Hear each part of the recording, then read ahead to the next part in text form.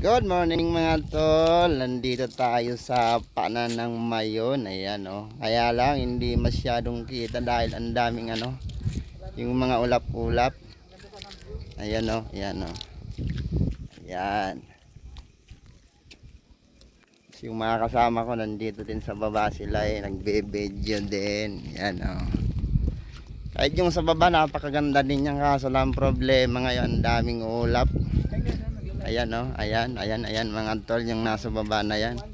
Kung walang ulap sana yan mga tol, napakaganda yan. Ayan, kung makikita nyo, mapapansin nyo sa nasa baba ko. Ayan At ito naman mga tol, yung harapan ng simbahan ayan. Ayan, nasa baba na yan ang gaganda ng view. Ayan Ganda ng tanawin mga tol. Ayan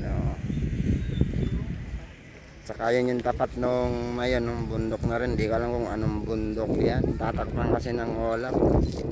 Napakaganda sana yan kung walang ulap lang